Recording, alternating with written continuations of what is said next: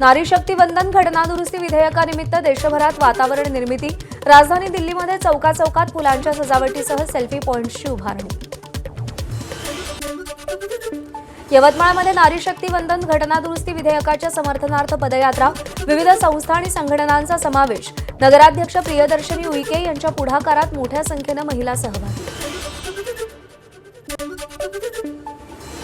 अलिबागमध्ये नारी शक्ती वंदन अधिनियमाच्या समर्थनार्थ भाजप महिला आघाडीची पदयात्रा। महिलांचा मोठा प्रतिसाद। अधिनियमाच्या समर्थनार्थ स्वाक्षरी मोहीम। याआधी महिलांकडे केवळ कुठल्याही धोरणात्मक गोष्टींचे लाभार्थी म्हणून पाहिलं जात होतं, परंतु 33% आरक्षणानंतर याच महिलांना त्याच धोरणात्मक विषयाचे आपण शिल्पकार होणार आहोत याची संधी मिळणार आहे। हे नक्कीच विकसित भारताची पायभरणी असू शकते असं मला वाटतं। संजय राऊतांकडून नोएडामधील पोलीस महिलांना मारतानाचा व्हिडिओ पोस्ट। महिलांना अशी वागणूक देणारे आता महिला आरक्षण विधेयकाची मागणी करतायत। राऊतांच्या पोस्टमध्ये उल्लेख।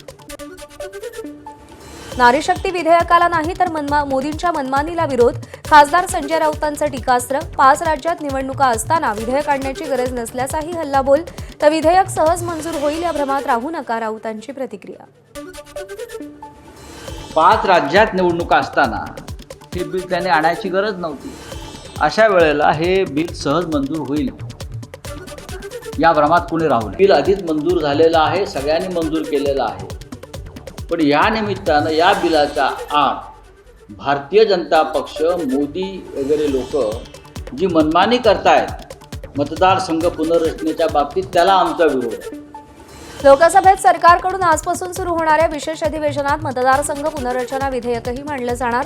मतदारसंघ फेररचनेत लोकसभेच्या जागा 543 वरून 850 पर्यंत वाढवल्या जाणार। विधान परिषदेच्या 9 जागांसाठी 12 मे रोजी मतदान। सकाळी 9 ते दुपारी 4 पर्यंत मतदान। त्याच दिवशी मतमोजणी। 9 सदस्यांचा कार्यकाळ 13 मे रोजी संपणार।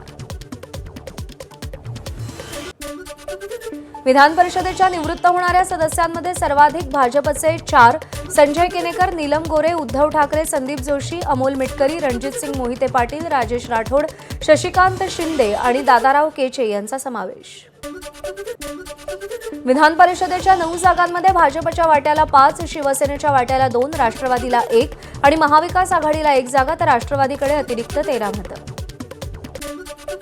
विधान परिषदेच्या एका जागेची पोटनिवडणूक सुद्धा 12 मे रोजी होणार। प्रज्ञा सातव यांच्या भाजप प्रवेशानंतर रिक्त असलेल्या जागेसाठी पोटनिवडणूक। सातव यांच्या भाजप प्रवेशानंतर विधान परिषद सदस्यत्वाचा राजीनामा। त्यांचा काळ जुलै 2030 पर्यंत। विधान परिषदेच्या स्थानिक स्वराज्य संस्था मतदारसंघातील 17 जागांसाठी देखील लवकरच निवडणूक। महापालिका आणि नगरपालिकांचे नगरसेवक, जिल्हा परिषदांचे सदस्य आणि पंचायत समित्यांचे सभापती हे मतदार।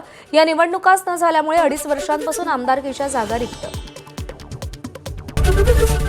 एबीपी माझा, उघडा डोळे बघा नीट।